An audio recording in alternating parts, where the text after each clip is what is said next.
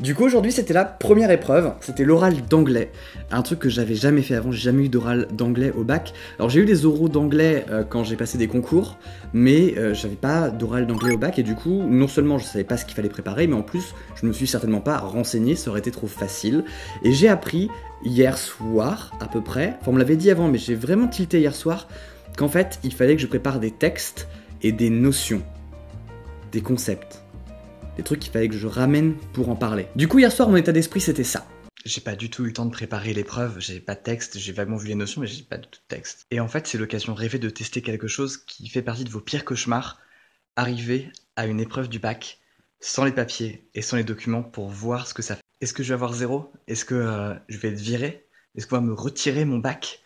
Ou au contraire, est-ce qu'il y a des solutions de repli? Voilà. C'est la merde!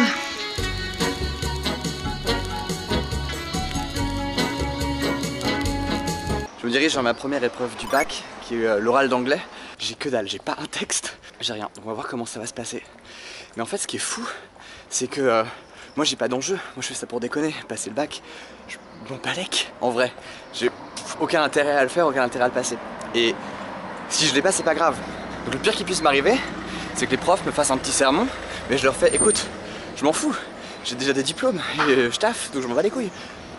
Mais on est tellement conditionnés avec ce délire d'examen que je peux pas m'empêcher d'avoir une petite boule de stress. C'est un truc que j'ai tellement intégré, l'idée que faut faire des épreuves et tout, que je le sens pas.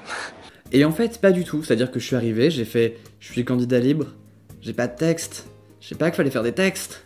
Et ils m'ont dit bah écoute, pas de problème en fait, tu prends 2 textes, t'as vu quoi comme notion? Donc là j'ai dit globalement mythe et héros, il y a lieu et forme du pouvoir, enfin je sais plus trop quoi, globalement j'ai sorti la liste des 4 notions. Et il m'a dit bah écoute, tu vas faire un truc sur mythe et héros, et tu vas faire un truc sur un texte, choisis, t'as un truc de Shakespeare et un poème qui a été adapté en fait d'une chanson de Billie Holiday qui s'appelle Strange Fruit, qui est un truc sur l'esclavage qui est, je connaissais pas, le texte est puissant. Et à partir de là, c'est une épreuve d'anglais classique. 10 minutes pour préparer un truc sur mythe et héros. Je savais pas trop ce qu'il fallait faire exactement. Du coup, j'ai fait une sorte de micro-disserte en 5 minutes. Du coup, spéciale dédicace à l'examinatrice qui m'a demandé à la fin de mon exposé: est-ce que vous pourriez me citer un héros moderne dans la fiction aujourd'hui? Donc c'était une discussion qui était plutôt sympa, mais ce que je retiens vraiment de cette séance, c'est que j'avais pas mes textes. Dans ma tête, je me suis dit, c'est pas normal, je vais me faire déboîter, il y a un problème, je vais me faire virer, je vais avoir 0, etc. Mais je m'en fous! Je m'en fous d'avoir 0, c'est pas un problème pour moi, mais quand même, ça m'a pas empêché de stresser hier soir, et ça m'a pas empêché de stresser ce matin, et ça m'a pas empêché dans le couloir d'attendre et de faire merde, je suis pas bien. Et en fait, on est tellement conditionné à passer des examens, à accepter cette force d'autorité d'examen, et on en passe tellement au cours de notre vie, qu'en fait, ce rapport de force revient inconsciemment très très très fort. Et le plus fou, c'est que donc, je suis chez mes parents, et ma mère est là, ma mère était là hier soir, et du coup, je lui dis, maman, je ne peux pas me coucher toute de suite, je n'ai pas mes textes. Et ma mère, à minuit, a commencé à stresser pour moi, alors que elle aussi, elle sait que j'ai aucun enjeu dans ce bac-là. Si j'ai pas le bac, ils vont pas enlever celui que j'ai déjà. Donc, on s'en fout, en vrai. J'aurais juste pas mon bac, elle. Mais inconsciemment, on peut pas s'empêcher de stresser parce que on a déjà vécu tellement de fois cette situation que ça revient et c'est ancré là. Et que le moindre truc qui pourrait faire qu'on rate, ben merde en fait, notre amour-propre pourrait pas l'encaisser. Donc ça c'était bizarre, je m'attendais pas à stresser comme ça, parce que je suis vraiment... Demain par contre c'est espagnol, et ça fait genre 1 milliard d'années que j'ai pas parlé espagnol. Du coup là, à l'heure où je fais cette vidéo, il est... là il est 19h. Grosso modo, il me reste 12 heures pour apprendre à parler espagnol. Merci beaucoup d'avoir suivi ce premier vrai épisode sur le terrain de Je repasse le bac 10 ans après, qui est une série qui va se poursuivre quasiment tous les jours jusqu'à la fin du bac.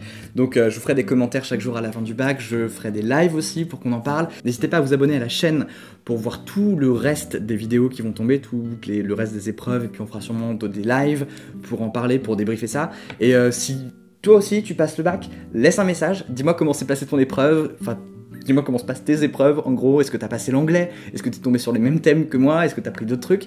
Est-ce que t'as des conseils à me filer pour réussir mes prochaines épreuves? Il y en a 1000, je balise, je sais pas comment faire. Tu peux aussi m'ajouter sur Twitter, Snapchat et Instagram où je vais documenter tout le reste du bac aux petits oignons. Et puis si vous aimez bien l'original et que vous avez envie que ça se développe, n'hésitez pas à contribuer au Tipeee de l'original. Ça permet de choper du matos, d'avancer un peu en qualité. C'est grâce au Tipeee que j'ai 7 caméras par exemple. Et puis ça permet d'aller plus loin ensemble et plus ça c'est plutôt cool. Rendez-vous demain pour le débrief de l'oral d'espagnol. J'en pleure d'avance.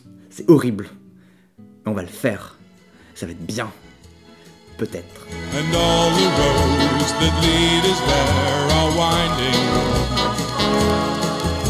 and all the lights that light the way are blinding. There are many.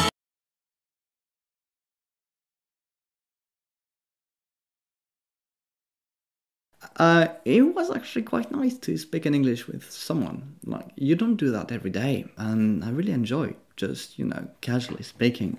Like, who is your favorite doctor?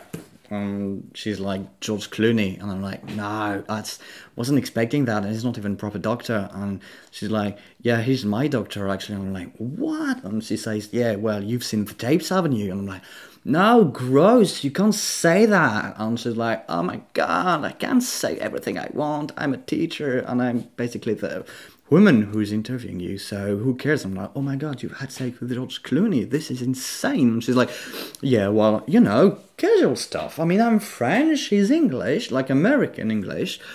Yeah, we do stuff, yeah. I'm teaching him how to French, and he's like I'm like, whoa, can I have my 20 now, please?